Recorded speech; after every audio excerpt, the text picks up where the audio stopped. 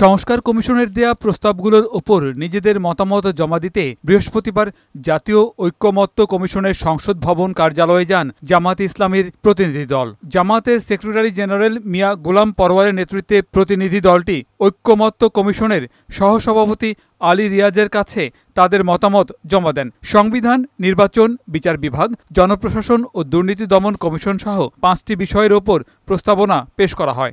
আমরা আমাদের নির্বাচনের ব্যাপারে মেজর বড় কথা বলেছি যে এই নির্বাচনটা হতে হবে প্রপোর্শনাল রিপ্রেজেন্টেশন, পিআর পদ্ধতি, সংখ্যানুপাতিক পদ্ধতিতে, যেটা আধুনিক গণতান্ত্রিক বিশ্বের প্রায় 60টিরও বেশি সংখ্যক দেশে এটা কার্যকর আছে।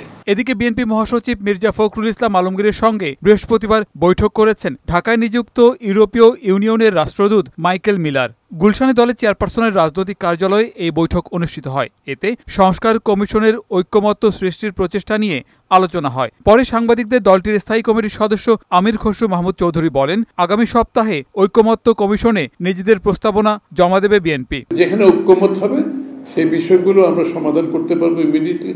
আর যেখানে ঐক্যমত হবে না সেটা আগামী দিনে নির্বাচনে প্রত্যেকটি দল তাদের ম্যান্ডেট নিয়ে, তাদের ম্যানিফেস্টো নিয়ে, তাদের ভাবনা নিয়ে জনগণের কাছে যাবে এবং জনগণের ভোটের পরিপ্রেক্ষিতে যে সংসদ হবে, জনগণ যে ম্যান্ডেট দেবে সেই সংসদ সেই সংস্কারগুলো বাস্তবায়ন করবে। ইউরোপীয় ইউনিয়নের প্রতিনিধি দল সংস্কার ও ডিসেম্বরের মধ্যে নির্বাচনে আশাবাদী বলেও উল্লেখ করেন আমির খসরু মাহমুদ চৌধুরী। গোলাম মোর্শেদ, বৈশাখী সংবাদ, ঢাকা।